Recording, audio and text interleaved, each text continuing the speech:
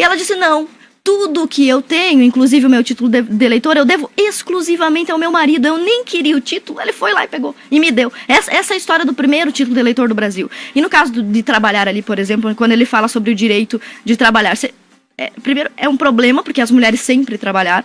A diferença é que elas não estavam inseridas no mercado de trabalho, que até 1800, 1900 era um mercado de trabalho que consistia em trabalho duro, difícil, longe, perigoso. Então, né? Então, por exemplo, em 1790, faria algum sentido para as mulheres fazer uma passeata pelo direito de trabalhar? Essa é a loucura, porque trabalhar era horrível. Você trabalhava para comer. O que aconteceu com a inserção das mulheres? Outro fato histórico, que o movimento feminista diz que é responsabilidade dele, e não é apenas evolução normal da civilização. Quando começou a Revolução Industrial, depois Primeira Guerra e Segunda Guerra, as mulheres foram inseridas no mercado de trabalho por necessidade, não é porque foram para a rua marchar, vai criar vaga de emprego para alguém. Por necessidade, sim, mas aí a equiparação salarial, o fato de receberem menos, as condições de trabalho, tudo isso, se você não acorda que depois, é claro que elas foram por necessidade. Sem maridos, como é que elas iam sustentar suas famílias? É a necessidade. Exato. Agora, depois disso, a situação de trabalho, quanto vai ser remunerado ou não, tudo isso, você acha que não é uma discussão válida entre mulheres que trabalharam? Eu não estou falando do selo feminismo, estou falando da indignação que pode ser gerada por um grupo de mulheres, esquece feminismo, tô falando assim, mulheres que trabalham em situações diferentes de homens e que ali fazem um manifesto, que seja simbólico, como você está falando. Como a Simone de Beauvoir diz, na verdade. Bom, essa é a questão principal do meu livro. Em todos os fatos históricos, fenômenos históricos e tempos históricos que você for analisar, excetuando o crime, a exceção, por exemplo, o estupro, que é crime, né? É crime. Em condições comuns, genericamente, a mulher está sempre ligeiramente em vantagem, em comparação ao homem. Esse é o exemplo do trabalho, por exemplo. As mulheres não podiam trabalhar. Bom, né? Quando elas não... Depois vamos falar sobre o direito. Você mencionou comigo aqui que as mulheres começaram a lutar pela conquista de direitos trabalhistas. Você sabe, os homens trabalham desde sempre. Desde que o mundo existe, os homens trabalham. As mulheres começaram a trabalhar fora de casa depois de 1850, 1900. Primeira Guerra e Segunda Guerra.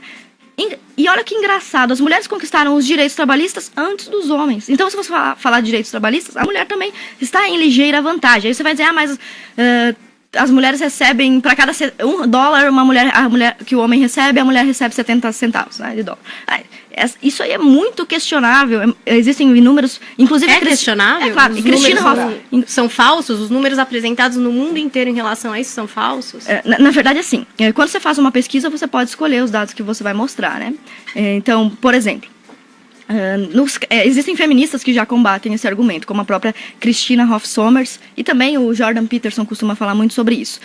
Você geralmente vai comparar o trabalho dos médicos, aí você fala assim, os médicos ganham mais do que as médicas. Você está no mesmo trabalho, você está ignorando diversos fatores. As mulheres, no geral, por tendências que o feminismo nega, que as mulheres têm, elas têm tendências e preferências, elas acabam escolhendo pediatria, saúde da família, clínica geral, que são áreas que pagam menos. Os homens também, pelas suas tendências, eles escolhem cardiologia, anestesia. E aí isso gera com que uma disparidade salarial que não tem a ver com a questão, não que tem a ver com a questão de gênero, tem a questão de preferência mesmo. Inclusive o Jordan Peterson, como é que eu faço para as mulheres ascenderem economicamente? Não é fazendo passeata e chorando porque as mulheres ganham menos. Eu faço como o Jordan Peterson faria.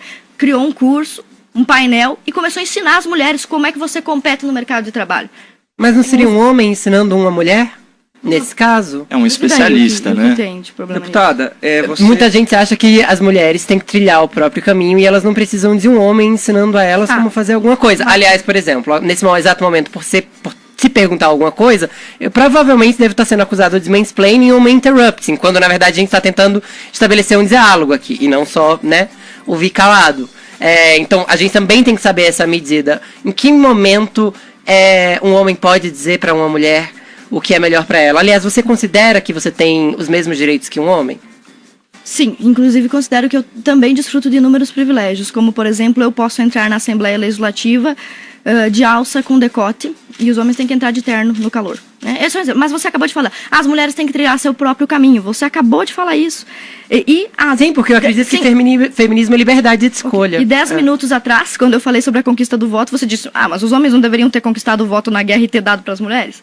Quando eu disse pra você que as mulheres deviam ter lutado pelo direito ao voto como os homens lutaram, você disse, mas a guerra é ruim. Bom, mas elas têm que trilhar seu próprio caminho? Claro que tem. Esse caminho é muito árduo, as mulheres não querem trilhar esse caminho. Elas não querem. Você tá falando, o movimento feminista, ele representa uma parcela pequena da população. Você não generaliza muito ao dizer que as mulheres não querem trilhar um caminho e procurar a própria... A maior parte das mulheres não quer. Exemplo disso, política. Que elas querem? Não sei, nem você não tem como saber, e nem o movimento feminista, cada mulher quer uma coisa.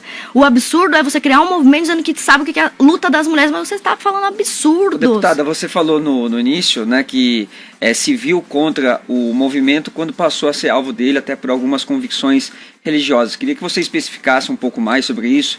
Tem algum exemplo marcante que você viu que a sua posição com a posição do movimento feminista era muito divergente? Sim, eu cresci num lar cristão, conservador, meu pai é extremamente conservador, e foi ele que me colocou na política. Então, também foi ele que me mandou trabalhar aos 15 anos, vai para o emprego, estudava, incentivava tudo isso que as feministas dizem que lutam por isso. Meu pai, que é extremamente conservador, evangélico, pentecostal, ele me introduziu em todos esses locais. Estudo, trabalho, política, me levava, ele era pedetista, me levava, tenho foto com o Brizola, tenho foto com o Lula, ele me levava nesses locais. Então você veja, eu fui criada nessa família, cristã, conservadora e nada opressora. E eu chego na universidade, começo a estudar o movimento, diz que a família cristã conservadora é opressora e que o movimento defende esses direitos. É absurdo, meu pai também defende esses direitos. E ele me introduziu em todos esses lugares. E aí, por ser mulher e cristã, o que não tem nada a ver com luta de direitos, eu comecei a ser perseguida. Inclusive, teve uma professora que abandonou meu trabalho de mestrado quando descobriu que eu era cristã e antifeminista. E eu comecei a sofrer represália do movimento feminista. Então, comumente se diz, mas você só é deputada hoje por causa do movimento feminista. Só se nós virmos do ponto da controvérsia. De fato, foram as feministas que, de tanto bater em mim, fizeram com que a população se solidarizasse da minha pessoa e fizeram de mim o que eu sou, mas isso foi sem querer, né? Eu não estou aqui por causa do movimento feminista. Eu digo como Margaret Thatcher, eu não devo nada. Aliás, a única coisa que eu devo ao movimento feminista é um vasto número de processos e incomodações que eu tive e atrapalhos na vida acadêmica. Agora é na questão da religião. Posso rodar? Fala, Caio, fala aí. Caio, Falando sobre a eleição, né, já que a deputada não deve nada ao movimento feminista, eu concordo com isso. Logo no começo das minhas participações aqui no Morning Show, a gente teve um debate muito interessante sobre escola sem partido, no qual eu fui induzido a erro, né, a partir de uma imagem, né, da deputada vestindo uma camiseta estampada com a foto do então candidato Jair Bolsonaro. E eu tive a oportunidade no programa seguinte de me desculpar, mas a gente sabe que muitas vezes quando a gente cai no deslize de cometer uma desinformação ou barrigada, como eu aprendi recentemente, geralmente o tempo de exposição não é proporcional. Então eu queria que você explicasse essa polêmica das fotos de você em sala de aula usando a camiseta do Jair Bolsonaro, sendo que você apoia o movimento Escola Sem Partido e isso soa contraditório. A gente queria ouvir o seu lado. Bom, na verdade, os alunos, principalmente os adolescentes que já estão no ensino médio, eles costumam ser, alguns serem meus fãs de internet, né? Porque eu sou youtuber e tal. Embora na sala de aula, justamente por ser militante do Escola Sem Partido, estar sempre sob orientação do Dr. Miguel Najib, eu jamais falo, mesmo sobre política, quando sou questionada ou religião, não falo sobre a minha religião. Os alunos sabem disso, porque eu era famosa na cidade, etc. Então eles seguiam nas redes sociais e teve um aluno que depois da aula, inclusive essa turma aí que você vê na foto, esse aluno é meu amigo, não foi? Quem espalhou essa foto aí foi um aluno fake, nem estava na sala de aula, nem existia. Um aluno fake? Tipo um perfil fake, né? Ele disse que estava na sala, que era aluno, mas não era. E ele espalhou a mentira em si. Espalhou a mentira. Não esse aluno, esse é o aluno de fato. Mas o que aconteceu nesse caso?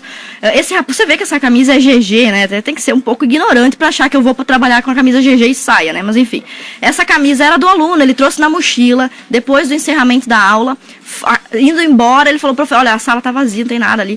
Ele disse assim, professora, pelo amor de Deus, tira uma foto comigo, porque eu sou do Bolsonaro e eu quero ter uma foto com você. Eu tirei com o meu celular, e eu não tenho contato dos meus alunos, então eu mesma postei, essa foto no Instagram, e ainda escrevi na legenda que essa foto foi tirada fora do horário de aula. Hoje, na verdade, se eu fosse passar por uma situação parecida, eu falaria para ele, vamos tirar lá fora, né? Porque, sei lá, não é de evitar. Fato, exato, mas não tem nenhuma proporção disso que a mídia, sempre inescrupulosa, espalhou, como se eu tivesse dado aula. Inclusive, chegaram a pegar fotos da minha época de campanha, como é que eu venci as eleições? Dando palestra. Pegaram foto minha de camisa do Bolsonaro dando palestra, diziam que aquilo era sala de aula, só porque estava cheio de gente numa sala.